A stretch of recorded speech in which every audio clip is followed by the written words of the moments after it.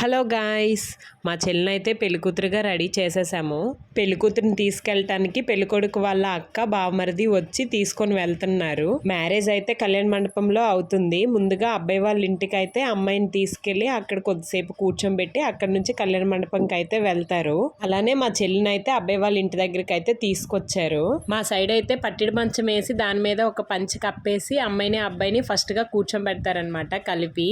తర్వాత అబ్బాయి వాళ్ళ అమ్మ నాన్న ఆశీర్వదించేసిన తర్వాత మేము అక్కడి నుంచి కళ్యాణ మండపంకి అయితే వెళ్ళిపోయాము. కళ్యాణ మండపంకి వెళ్ళగానే ఎంట్రీ సెటప్ అయితే భలే వేశారు. చూస్తున్నారు కదా వీడియోలో ఎంత బాగా చేశారో. మా చెల్లి వాళ్ళు డ్యాన్స్ చేశారు కదా, వాళ్ళతో పాటు నేను మా ఆయన అలానే మా చెల్లి వాళ్ళ అత్త మామయ్య కూడా డ్యాన్స్ చేశారు. స్టేజ్ మీదకి వెళ్ళాక ఒక పక్కన పెళ్లి కొడుకు పెళ్లి కూతురు వాళ్ళు ఫొటోస్ తీసుకుంటుంటే మేమైతే కొంతసేపు అలా ఫొటోస్ తీసుకున్నాము ఒక సైడ్. నెక్స్ట్ మా తమ్ముడు వాళ్ళ ఫ్రెండ్స్ అయితే ఈ కేక్ ఇదంతా అరేంజ్ చేశారు. కేక్ కటింగ్ అంతా అయిపోయినాక ఒకరికొకరు తినిపించుకున్నాక ఇంకా మా మామయ్య అయితే డ్యాన్స్ స్టార్ట్ చేశారనమాట. ముందుగా ఇంకా అందరం కలిపి ఒక గంట సేపు డ్యాన్స్లు అయితే వేసాము.